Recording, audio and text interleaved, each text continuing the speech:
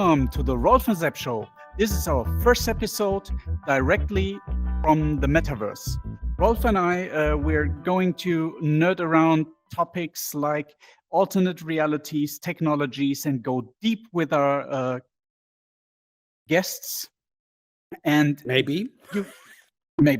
And you can just listen to the show or you can watch it on the different channels. And our topic today is interconnected realities, or the M word, the Metaverse. And we have a guest for that, Rolf. Yeah, absolutely great. And the Metaverse is for everybody who don't want to listen only and who want to see us. Description below where you can find our video. But today our special guest is, we're really honored to welcome the head of trend and innovation scouting from Nokia. She's not only a very famous author and book writer and deep knowledge about the Metaverse. She also sometimes forgot her pin, which is an insider, but I have to give it now. I would simply say, please give a big round of applause for LeslieShannon. Leslie, please Welcome, come on Leslie. to us. Woo! Hey guys! Woo! Hey, thank you Hey, to being good to here. see you. So please take a Well, seat. thanks. Thank you. And yeah, and just to be clear, for everybody who's listening to this, we are actually recording this in realm in the Metaverse, which I love. Yeah, which is Absolutely. great stuff, huh? So let me just get also in. I'm a bit out today. Oops, Ollie. Yo. Oh, Not so I deep, missed the Rolf. chair. Not so So deep. that's better. Sorry. So Okay. it's really great to have you here today. And I think, as you can see in this nice environment, we just prepared it specially for you. But Sepp is now our starting point for this great episode. Exactly. And my first question is something I guess you heard at least a gazillion times. And this is, why does your job exist? Why do you do trend scouting and innovation scouting at Nokia? Yeah, it's well, okay. Well, actually, thank you guys so much for having me here. But yeah, I've been with Nokia for 23 years, and which means that, and I should actually say, like, what Nokia does these days, because everyone thinks that everyone associates us with the phones that we used to make. And there still are Nokia phones out there, but we don't make them. We just license our name to another company that does make them. What we are today is a business-to-business company that makes the actual hardware and software for telecommunications networks. And phone companies and large businesses are our customers. So, purely business-to-business. And so, but from the experience that we had with the mobile phone business back, 10 years ago, we found that if you are only focusing on your own industry, you miss opportunities not only for like new opportunities for you, but you also miss potential disruptions that are coming from outside. Because, of course, the Nokia handset was famously disrupted by a competitor from Apple, which was a computer company. We didn't see it as a phone company. And so we totally missed that what Apple did was redefined our market that we dominated, the mobile phone market, as turning it from a phone in your pocket to a computer in your pocket.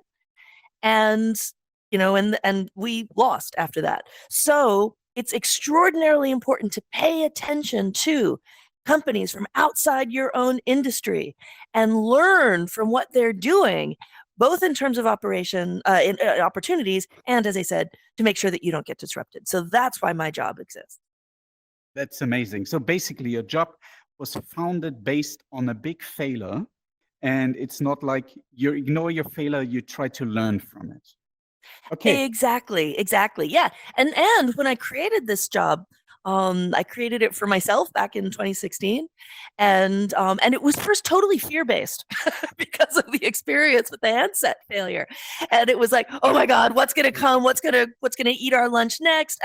But then I slowly realized that no, wait, looking outside your industry for things that are happening completely unconnected with what our industry is doing, it's actually a much richer source of opportunity and new thinking and potential for new products and new customer bases. then even though it started in fear, now it's actually turned into a massive opportunity. So the trend scouting that I do now benefits not only Nokia, but our customers. So what I do is it's like, I look for the stuff that actually is coming from other industries that has a connectivity focus. And then I take that information to the phone companies of the world and to Nokia to make sure that we're both building the networks that are needed to support these new advances that are coming. So before Zep is handing out the next question, just one question, as you said, you're doing this for your customers, your telephone companies. So is Apple now on the list of the telephone or still on the computer companies?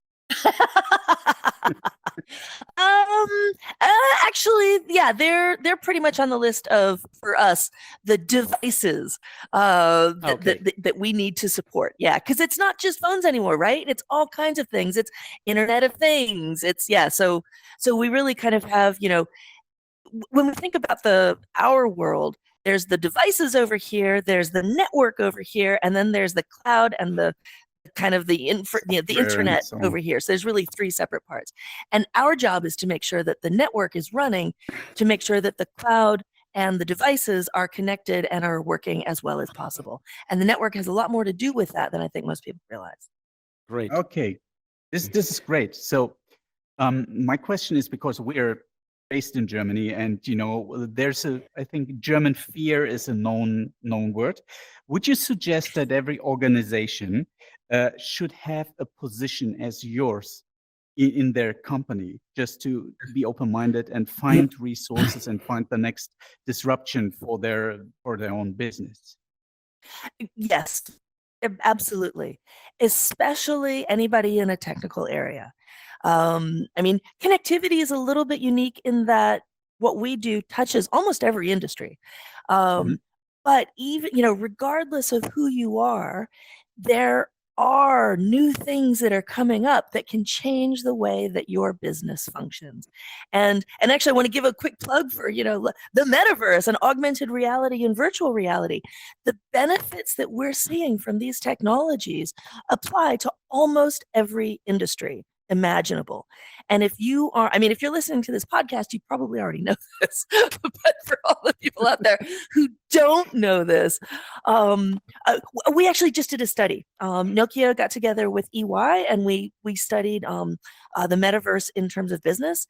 And one of the things that we found when we went to companies, so we looked at the industrial metaverse, and when we went to companies and asked them, before you implemented your augmented or virtual reality solution, and what were your expectations?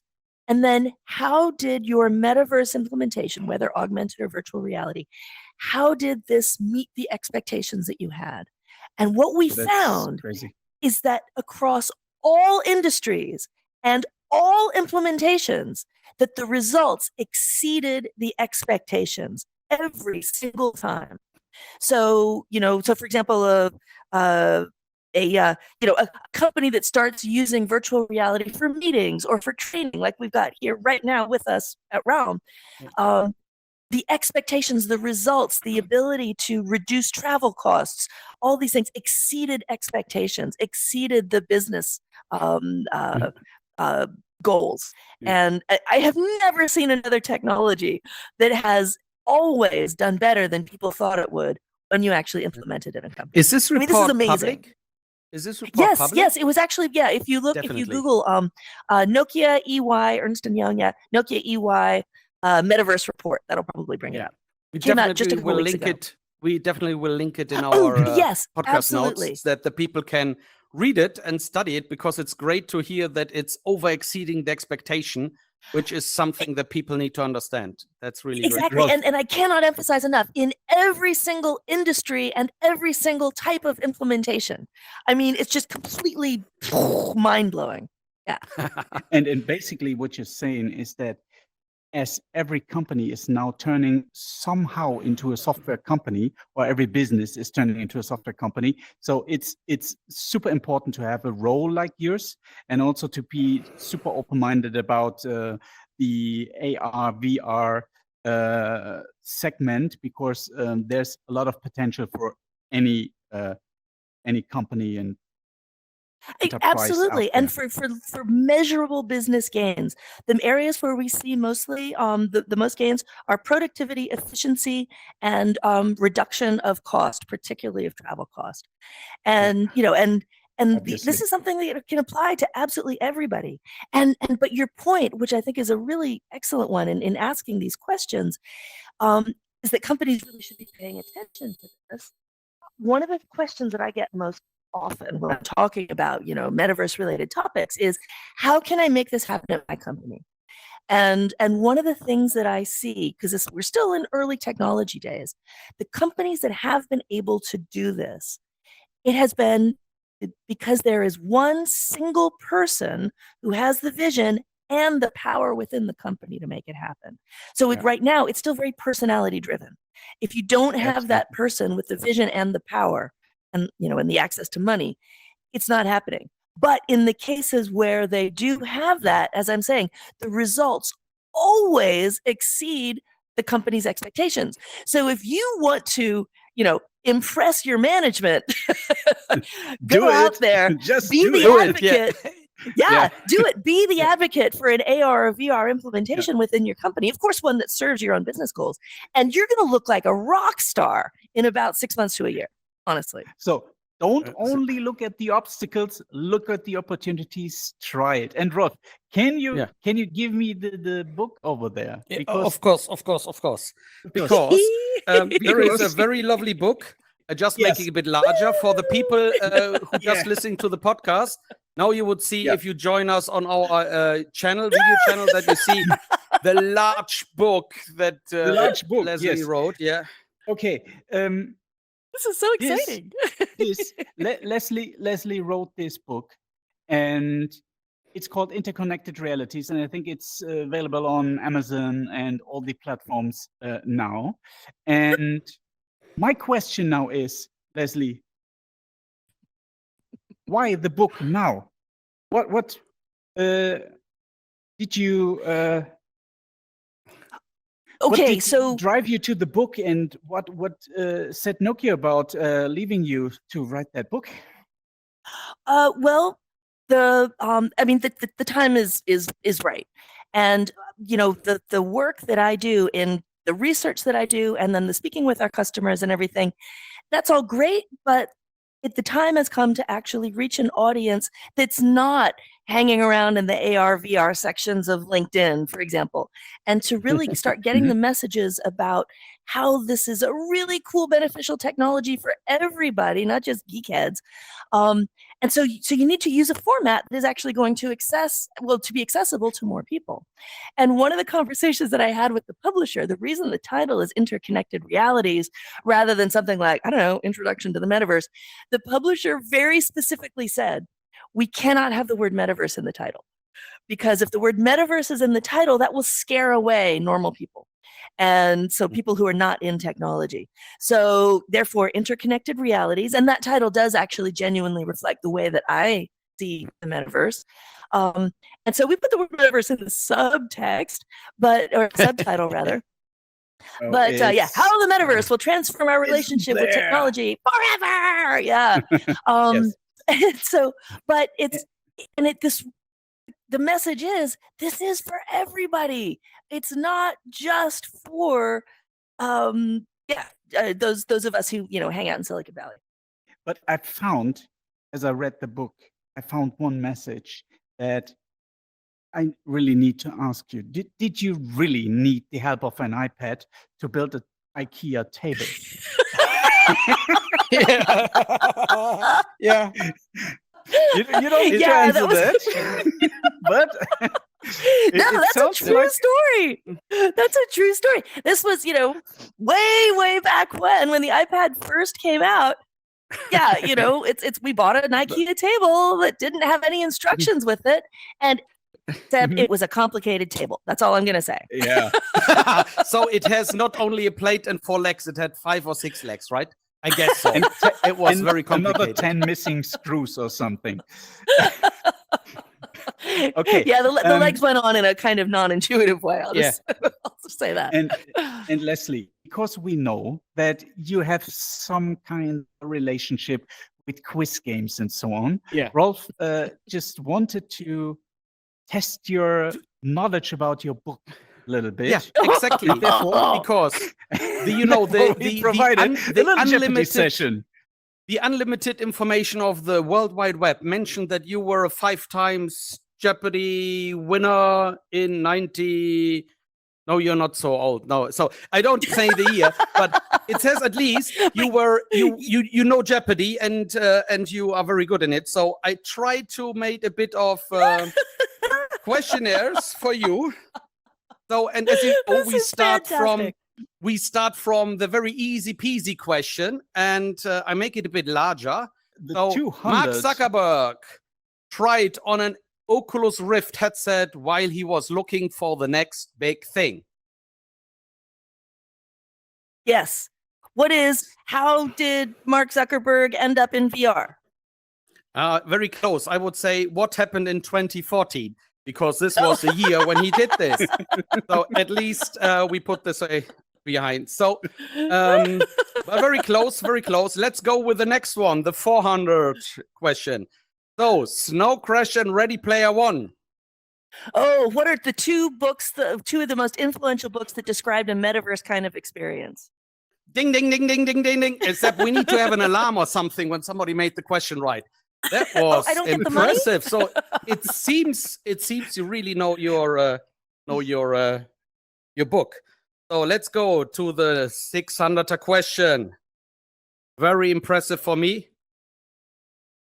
A sense of presence. What is the metaverse truly about? Okay, it could be. I'm counting this question. In your book, you mentioned what you not get from a 2D screen. Oh, okay. Yes, also true. Yeah, what you not get from a 2D screen? Like right now, I'm in California. You guys are in Germany, physically, our bodies. But we are here together in the same flippin' room within Realm, which is just amazing. At the end of this, I will feel that I have spent this hour with you. Exactly. Goody. Yeah. Yeah. But I think I'm thinking the reason why I like this one and specifically mentioned that you not get this from a 2D screen is there is a lot of metaverse around, which is only on a computer screen fix. Exactly. That's why I think it's so important to mention. Can I get you back to your 2D screen and get another question? Yeah, I'm getting another question, and this is my favorite one. Leslie. Who is the author of mega best-selling book Interconnected Realities? Very close, but it's not the question we are looking for. We are looking for the question, who lost 20 pounds by doing VR exercise? It's true. I lost 20 pounds I've lost 20 pounds by doing all of my exercise in virtual reality. Yeah. So very good. And now we're coming to the last question. I'm really impressed about this. You need to tell me later what apps you're using because I have the same challenge now in front of me. So let's do the last one. And I really like this one and hope this doesn't cause us trouble. The worst part is that people are buying real estate in these places. That's just the dumbest shit ever. What did Mark Cuban say about Web3 universes or metaverses? Ding, ding, ding, ding, ding, ding, ding, ding. Absolutely right. What did Mark Cuban say in August 2022? Did he really said this? I know, and not to give away too much in the book, but what I do in the book is I look at the purpose of the different kinds of metaverse that are out there. And, and one of the, and I'm, you have to be realistic and honest about these things. And I don't really find a useful purpose in the Web3 metaverse, and Mark Cuban clearly agrees with me. Yeah. Mark, that may be something that changes, Yeah. Mark, in case you listen to the podcast, we're not coming to the Shark Tank show, but you're more than happy to come to our show here, right? But coming back a bit to the, we had the fun part, but we already entered this area and you mentioned it already. So where do you see the metaverse today, specifically in the connectivity of the XR industry and the corporates who are adapting Metaverse and XR is today? Where do you see this journey? Where are the industry on this journey already, from your point of view? Yeah, I think there's there's three main areas that I'm seeing where there's a lot of activity today. And again, these kinds of showing in business gains. Two of them are in virtual reality. One is training, no question about the efficacy of training in virtual reality. Second is presence and meetings like this one, being able to feel that you are genuinely in the same space as somebody else. And then in augmented reality, the ability to put something on your head and then have either an expert see what you see and tell you what to do, or to have some kind of visual guidance, either through manuals or some kind of overlay to tell you how to accomplish a task correctly. And these three use cases are super powerful. Then there's the whole slightly separate category, but still very related, of digital twins, and using either augmented or virtual reality to view digital twins, and particularly to view what if scenarios, and to model things digitally before you implement them in the physical world. And that just saves millions and millions of dollars. I've got a ton of examples of that one. Yeah. Okay. Yeah, do you have Leslie, one straight off your head? Sorry, Zeb. Oh, yeah, I do. So one of my favorite ones took place in Australia, within the city of Melbourne. They built a new tunnel between the downtown area, the central business district, and the airport. It's called the Burnley Tunnel. And they meant, when they planned it, they thought that people were going to drive through the Burnley Tunnel at a particular rate. And when they actually built it, people were driving more slowly on average than was planned, which was weird. And what was happening, that was making traffic back up all through the city of Melbourne, because this tunnel turned into a choke point. And so what they did was, the owners of the tunnel, they got together with an Australian developer named Snowball, and they modeled the tunnel, the 3 kilometers of the tunnel. They modeled it in virtual reality. And then they had people driving through with a VR headset and a little physical steering wheel and accelerator. Mm-hmm. And they did A/B testing on changing things like, here's the lighting change, and let's change the way the road markings are, and here's the signage.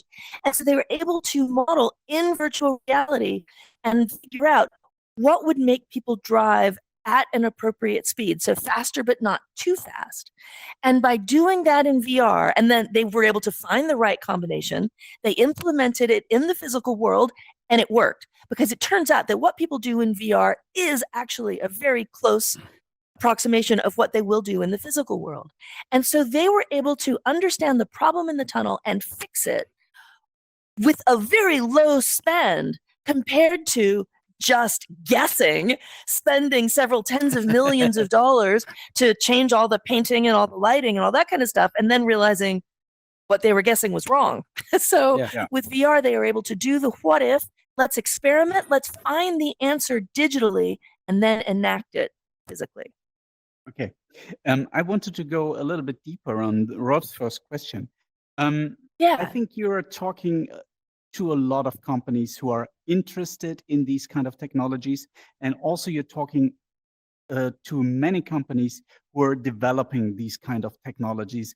Either it's software, either it's network, either it's devices.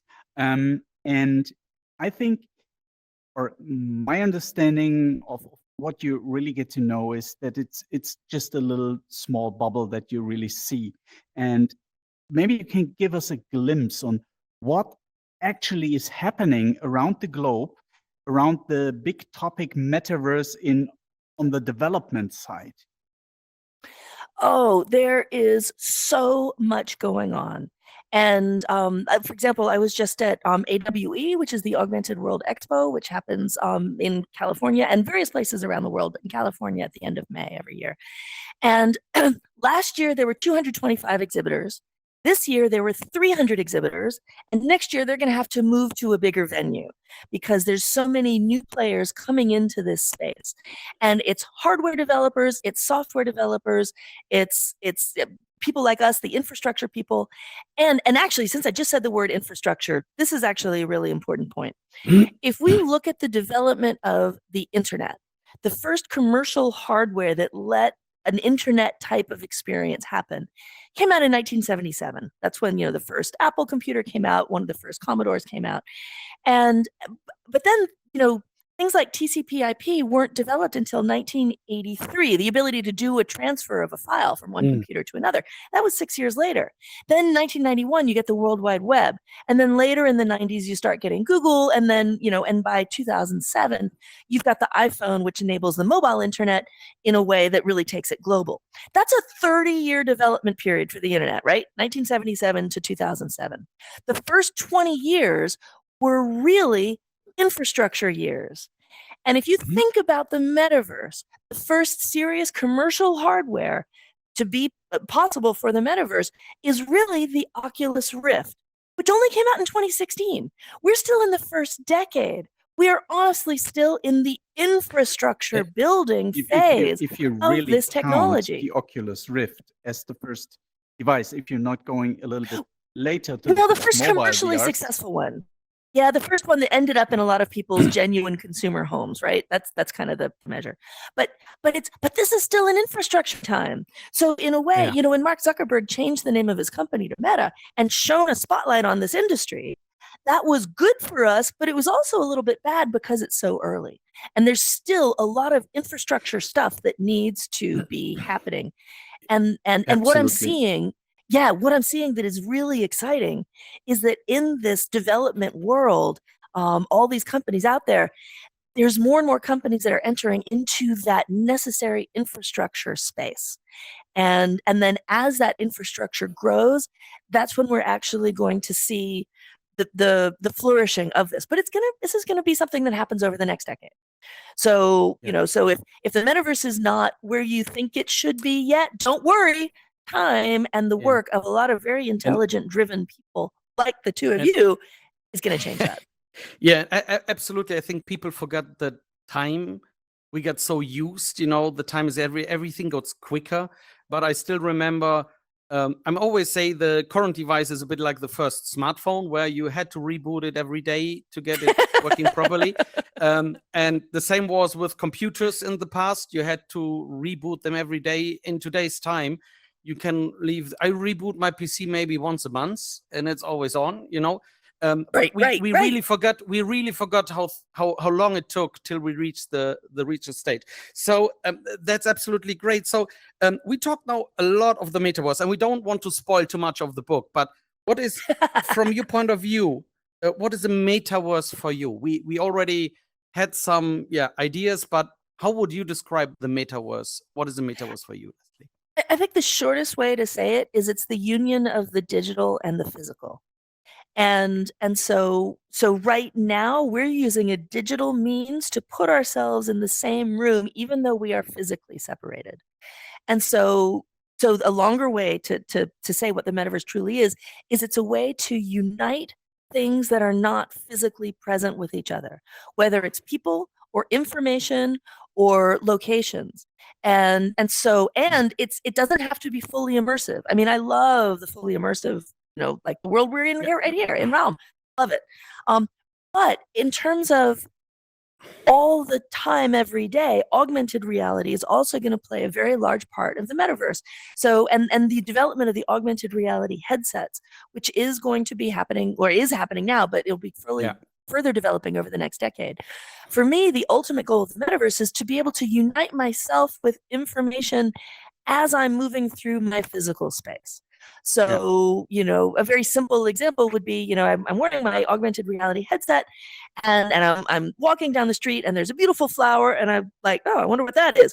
And I can look at the flower and I can ask my headset what the flower is and it can tell me. Now, Google Lens can do that right now with my phone.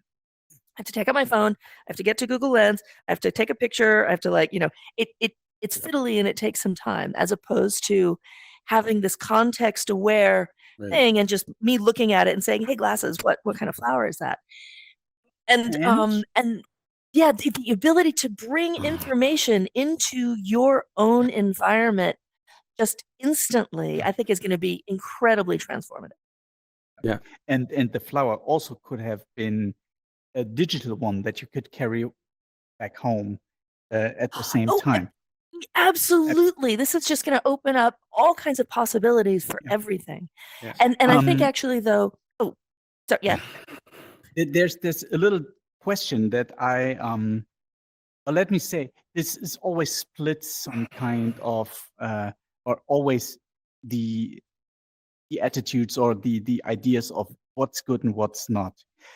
Do you see that there's, apart from the technological development for the devices, is there really a big difference between augmented reality and virtual reality, or is it just some way you need the one in one occasion and the other in another occasion, but basically the devices are all the same and will merge into one, and we should stop talking about?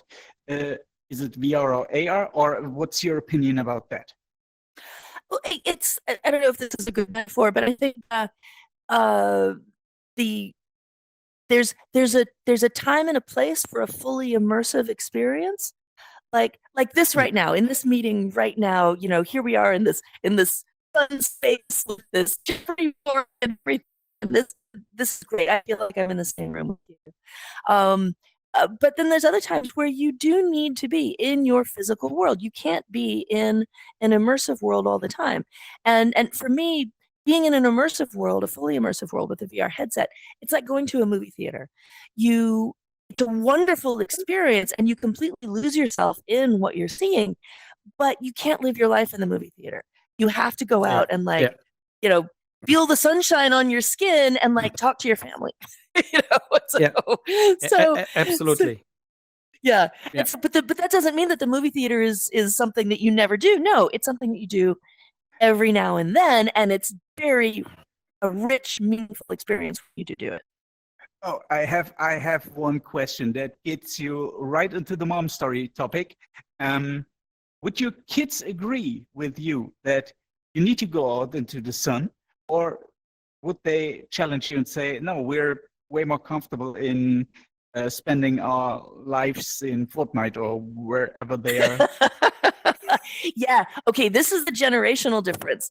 Yeah. I mean, if the truly honest answer, if I look at where my kids do spend their time, not by asking them and having them give some kind of idealized answer, but where I genuinely see them spending their time, it is in digital worlds.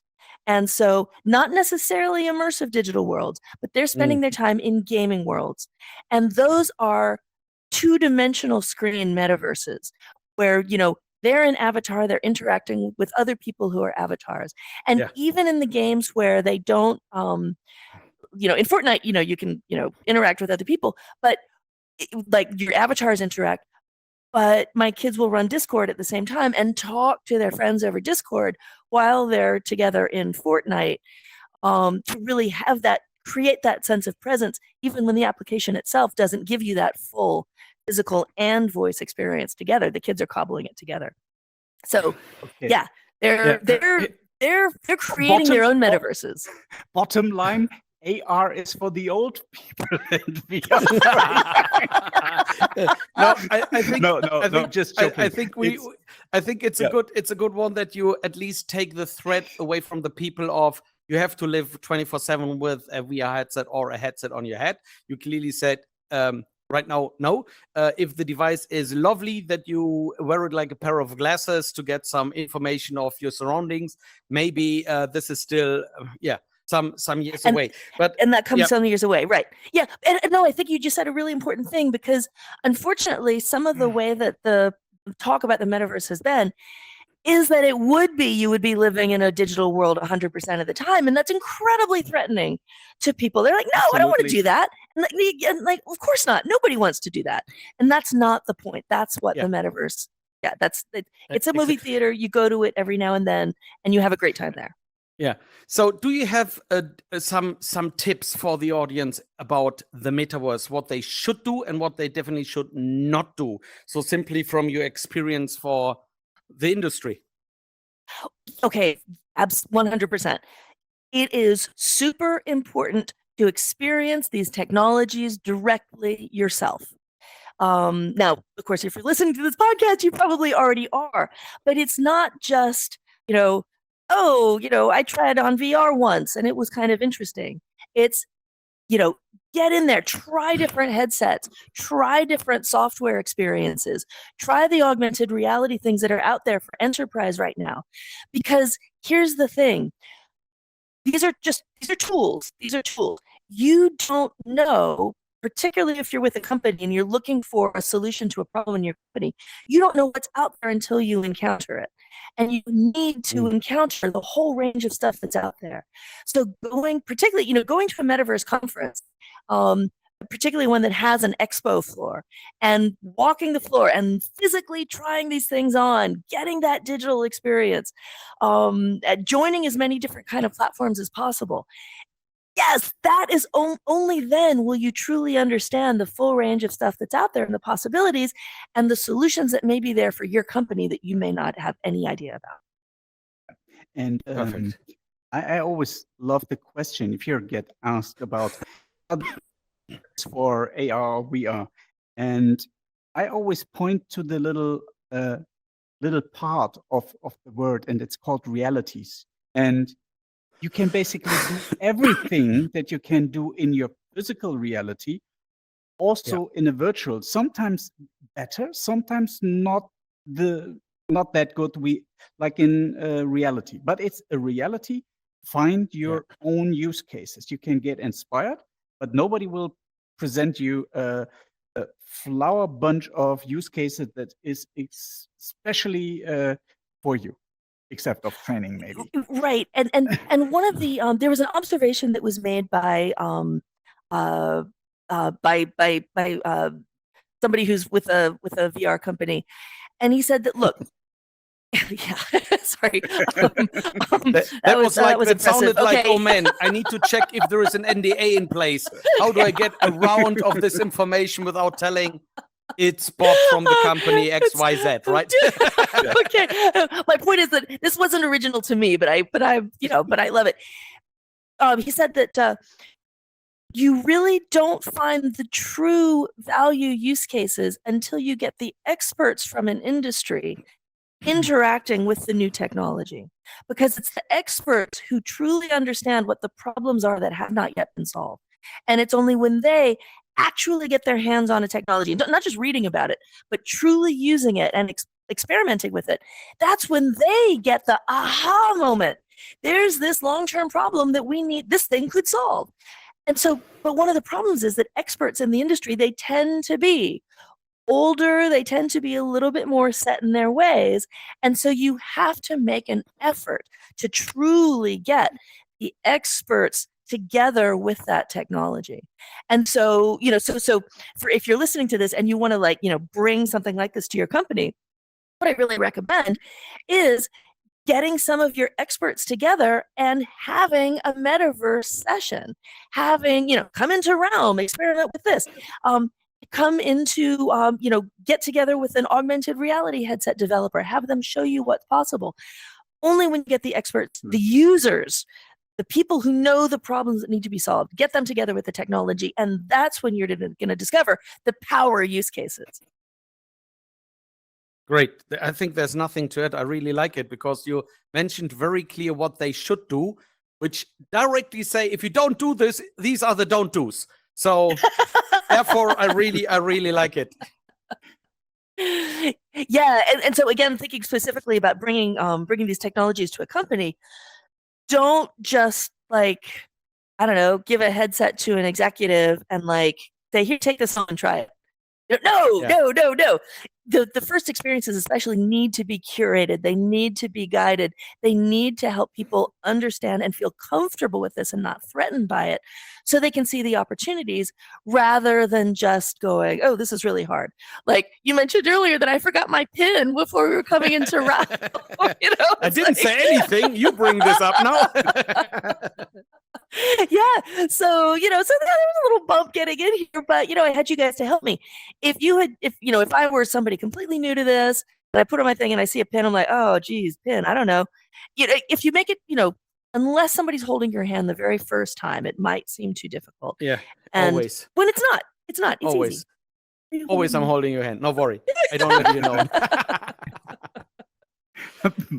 by the way, holding your hand gets you to your next question, I guess.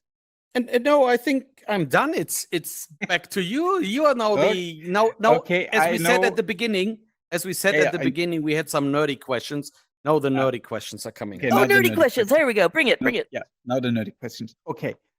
You mean I bring this up later. Sorry, I know what you mean. You were hiding this. I will bring this at the end. Okay. Okay, the nerdy questions. Your publisher said you should not use the word metaverse. Yeah.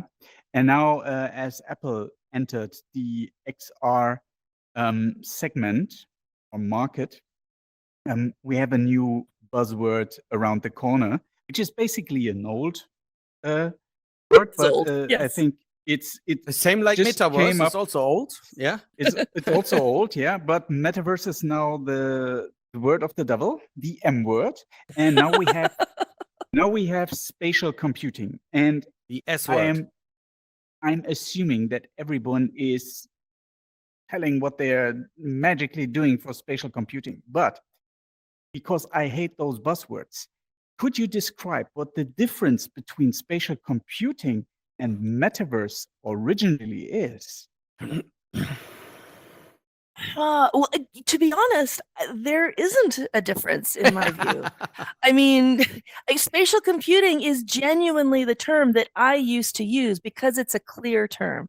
It's got the idea that you are as opposed to being on your 2D screen, you're either moving through your 3D world or you're immersed in a 3D digital world. There's a spatial component to it.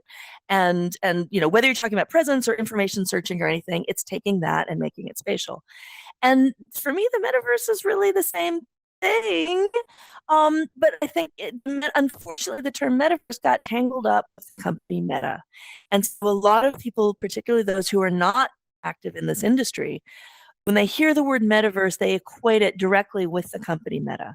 And I understand the company Meta wanting to, and to be fair, let's give them credit because they have invested literally billions of dollars in creating the headsets that you and I are wearing right now. I love the Quest headset. I love the Quest developer ecosystem that I can access through this headset. This has really brought VR forward a huge, huge way. Changing the name of the company to Meta, though, that it's important to realize that this is an ecosystem. It's not a one company play. And so the term spatial computing, I think, is a better term because it's clear that no single company owns that. And so it was smart of Apple to go back to that. They didn't call it like spatial Apple. No, they moved back to a more generic term, indicate the ecosystem and the importance of the ecosystem. And actually, I think this is where Apple is really challenging Meta, making it clear that developer ecosystem is as important to Apple as the hardware itself. And I think Meta has something to learn from that.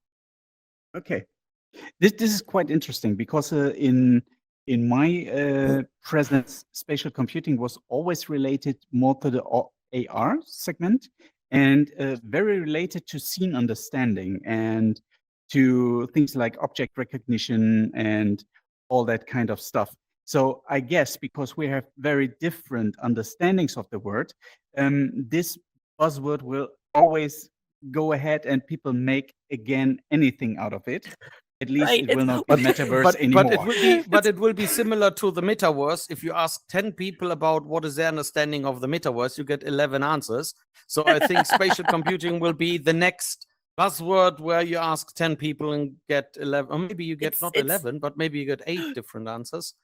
Well, we need a descriptor. We need a descriptor. We need something, a word that we can use to indicate when we're talking about this world. And so, and Seb, you're right. Spatial computing, literally, and in fact, our technical guys at Nokia, they would completely agree with you. That is the technical definition of spatial computing. But as I'm a little more, kind of just general public focused, if you're looking for a single word that can kind of just indicate this whole world, or a single phrase, right now, thanks to Apple, spatial computing seems to be the one that's being used, but we'll see. Yeah. It's like the internet. It was the information superhighway. It was, a couple of things before really internet was the word that we all kind of settled on. Yeah. Exactly. Okay. Now I have basically 3 questions in one. And the Okay. first is, how sure are you, from your experience and everything that you learned from all the companies, that the metaverse will really take off and really appear and replace, or maybe not replace, but be the Internet 2.0, basically? Extending with what's happening already today? How far is that what we think could be the metaverse today? And what will it replace from, let's say, not the physical world, but from devices or from processes? And so just to give a little overview from your perspective. Fundamentally, one of the things that I've learned as a trend scout is that there's always a million good new ideas, but they do not become successful. They do not get taken up by a large number of people unless they genuinely solve a problem in a way that is better than what went before. And so the question really is, what problem does the metaverse solve? And there's a lot of different answers to that because there's a lot of different incarnations of the metaverse. But for me, one of the most fundamental problems that the metaverse solves is the problem of us staring at two-dimensional screens for what seems like a majority of the time. And I don't just mean a laptop screen. I'm particularly talking about a smartphone screen. And so, so we're walking through our worlds right now. We're spending our time looking at these two-dimensional screens, even when we're in a restaurant with all of our family, and everybody's sitting there and they're looking at their two-dimensional screen and they're not participating in the world around them. And for me, the spatial computing, both in fully immersive and in the more augmented reality forms, that actually takes us away from staring into that two-dimensional screen, and it puts us back into a world where our eyes are looking at each other and we are seeing each other, whether it's a digital avatar or it's an actual physical person in your physical presence. It takes away that disintermediating step of the two-dimensional screen and puts us back in the world. And that, for me, is the foundation. That's why I believe this truly is the next big wave. And the part of the problem is we have not fully acknowledged the social and physical problems that having everybody walk around, looking at a two-dimensional screen all the time has caused. And become a zombie. And so I think exactly. As the metaverse takes off, and again, this is something that will happen over the next decade. Think of the internet. This does not happen overnight. It happens over the next decade and beyond, and it becomes, as more and more people discover that this solves the problem of the disconnect from each other and the world that two-dimensional screens have brought. Yeah, this is a lasting change. So I hope that answered all 3 parts of your question. Yeah. No, the last part, it doesn't really answer. And this is, what do you think will be replaced if we? Oh, for example, okay. Could you put you countdown on the smartphone when you think the smartphone will be not the primary device anymore? Or if you would make a bet, what time frame would it be? Or what else? For example, do we need cars in a hybrid interconnected reality? Do we really need cars anymore? Do we need to travel anymore? What would you think is one of the most obvious things that will be replaced by these technologies or this development? I think that okay, so think about when the smartphone came in. There were a lot of things that were computing has gotten more and more mobile, but that doesn't mean that the older devices have gone away. There's still mainframes out there even after the PC came in. There's still PCs out there even after the laptop came in. There's still laptops out there even after the smartphone has come in. So as we actually get more to augmented reality glasses, a lot of the functions that we currently do on a smartphone, particularly the mobile things, they are going to move to an augmented reality headset, but they're not going to replace the smartphone entirely. There's going to be things that a smartphone will still be better at. And so, but it'll take a lot of the functions. Now, though, thinking that wider question of and so just to try to finish that thought, actually, so I'd say maybe kind of like, I don't know, by 2032 or something, I would say the same way that we see people now who have a smartphone and don't have any other kind of computer. Early in the 2030s, I think that's when we'll start to see significant numbers of people who have augmented reality headsets only and maybe don't have a smartphone. Because it's important. Well, anyway, but then the wider question of what are other industries that are going to get affected? I think two serious ones, you kind of hinted at one: travel, business travel, travel for training, for meetings, that kind of thing. It's never going to go completely away, but it can be greatly reduced, which is wonderful for sustainability goals. And then the second, like, instantly obvious industry that I can see could be threatened: hearing aids.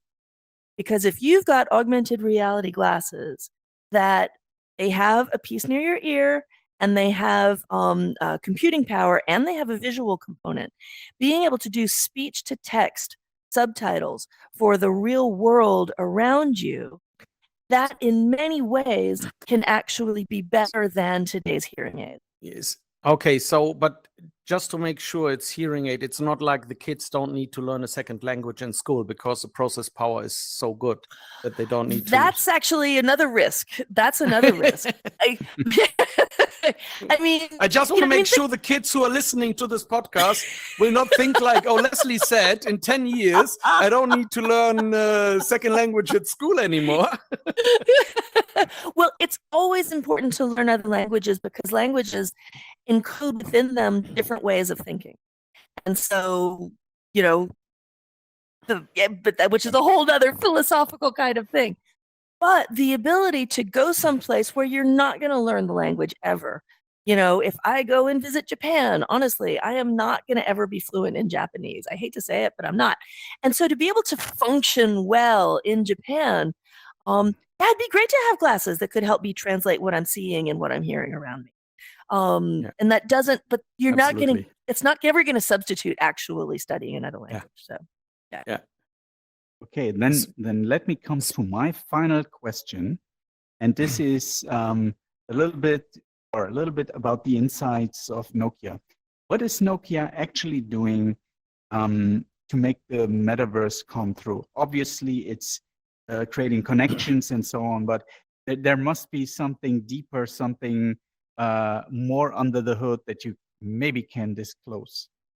Oh, yeah. Okay. Okay, so are you ready for this? 6G.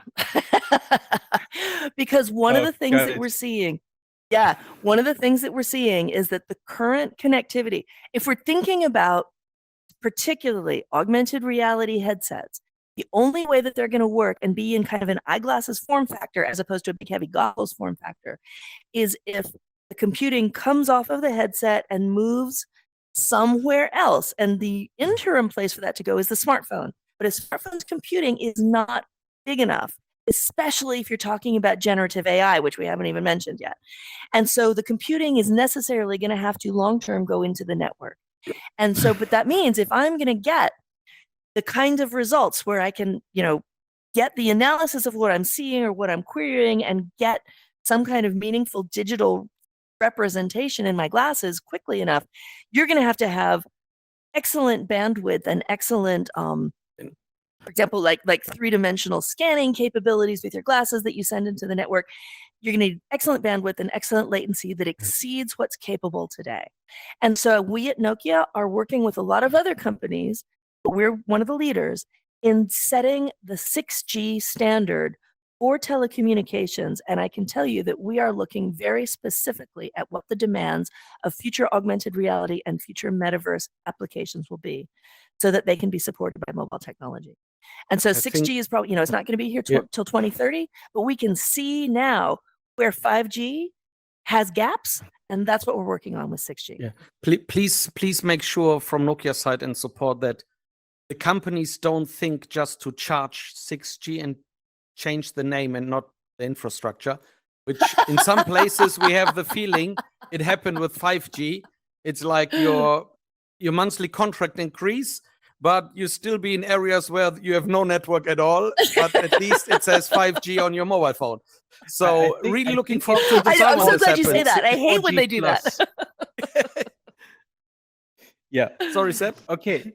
I think it's called 4G plus. If they just pretend a 5G network and put it on your screen, and it's just like tunneling or giving you more. Actually, 4G plus. Antennas. 4G plus is actually a thing. It is more advanced than 4G, but there are different levels of 5G without getting into it. And the initial level of 5G is not a huge difference from 4G plus, because it's still using some of the same network elements, but true, what we call standalone 5G is significantly different from 4G, but it takes a lot of investment. So not every place has it. We're really looking forward to this. And you were mentioned in these 3 questions from Seb, like staring on a mobile phone, which reminds me on the special question I have is like becoming a zombie, or making sure you should learn a second language in case of a zombie apocalypse where you have no technology, you can talk with the people.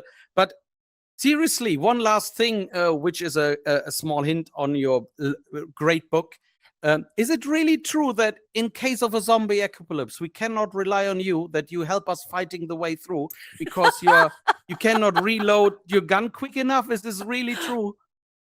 Oh, this is completely true. This is completely true. You see movies and like you see somebody like, I don't know, kind of falling apart when a crisis comes. And my thinking was always like, oh, I will not be that person. I will be cool, calm, and collected. I will be the one who saves the day.